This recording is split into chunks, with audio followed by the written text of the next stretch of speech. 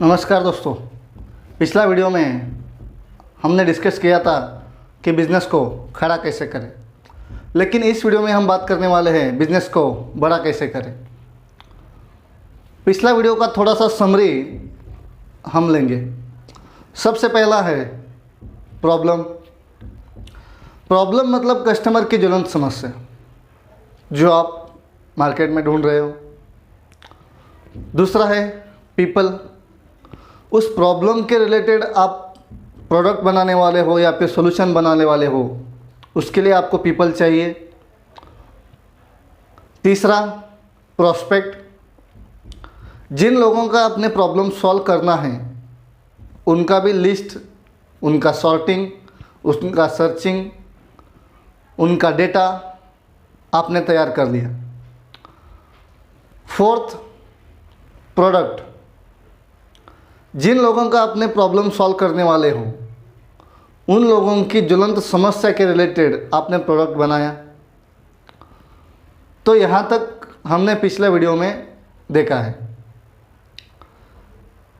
जब आप बिज़नेस को बड़ा करना चाहते हैं, बिज़नेस को खड़ा करना चाहते हैं, बिज़नेस में बहुत सक्सेसफुल बनना चाहते हो, तो ये सारे जो स्टेप्स है, ये सारे स्टेप को आपको फॉलो करना चाहिए। ये अगर आपने नहीं फॉलो किया तो हो सकता है कि आप गलत ट्रैक पे जा रहे हो। अभी हम बिजनेस की सीक्वेंस में आपको लेके चलने वाले हैं। सबसे पहला प्रॉब्लम, प्रॉब्लम के बाद पीपल, पीपल के बाद आया प्रोस्पेक्ट मतलब कस्टमर, उसके बाद आया प्रोडक्ट, प्रोडक्ट के बाद आता है प्रेजेंट। आपने प्रोडक्ट बना लिया लेकिन प्रेजेंट कहाँ करोगे, ये बहुत बड़ा चैलेंज आपके सामने है। तो वो चैलेंज कैसा है? तो सबसे पहले छोटा रीजन पे आप ट्राई करना चाहिए। छोटा विलेज, छोटी सिटी, छोटी रीजन पे आपको ट्रायल बेसिस पे आपका बिजनेस ट्रायल मोड पे लेने करना है। उसके बाद आता है पोजीशनिंग। पोजीशन मतलब मार्केट में पोजीशन बनाओगे। मार्केट में पोजीशन कैसे बनाओगे?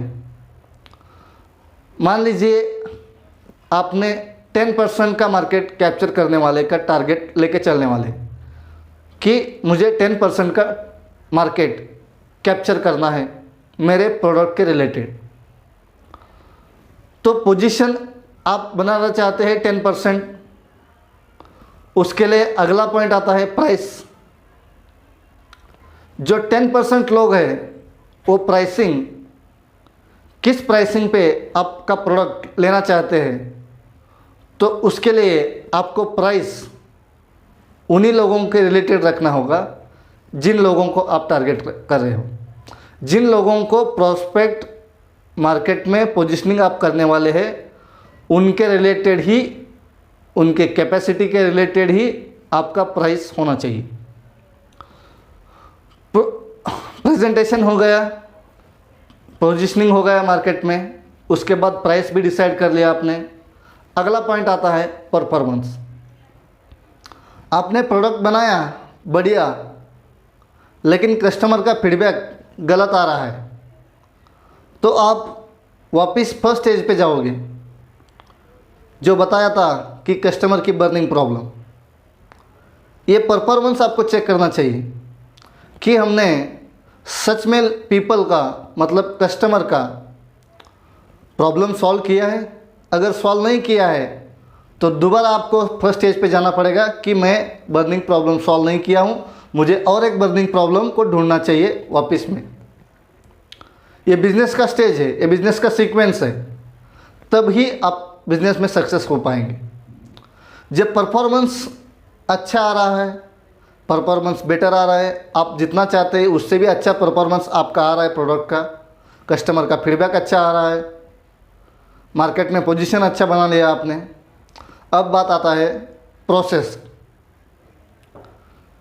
प्रोडक्ट फाइनलाइज होने के बाद परफॉर्मेंस ओके हो गया, प्राइसिंग भी अच्छा तरीके से आपने मैनेज कर लिया, मार्केट में अच्छा पोजीशन भी बना लिया। उसके बाद उस बिज़नेस को एक्सपांड करने के लिए आपको प्रोसेस बिल्ड करना हो। वो प्रोसेस क्या है? सबसे पहले आपका प्रोडक्ट क्वालिटेड होना चाहिए। जिन लोगों को आपका प्रॉब्लम सॉल्व करने वाले हैं, आप अपना मतलब कस्टमर का प्रॉब्लम सॉल्व करने वाले हो, तो उनका प्रॉब्लम के रिलेटेड हाई क्वालिटी प्रोडक्ट आपको बनाना चाहिए। हाई क्वालिटी प्रोडक्ट हो गया, रिजनेबल प्राइस हो गया, कस्टमर की फीडबैक आपने ले लिया, कस्टमर की फीडबैक के थ्रू मतलब कस्टमर की रिक्वायरमेंट के हिसाब से आपने प्रोडक्ट में इम्प्रूवमेंट भी कर लिया। तो इसके बाद अगला पॉइंट आता है प्रॉफिट।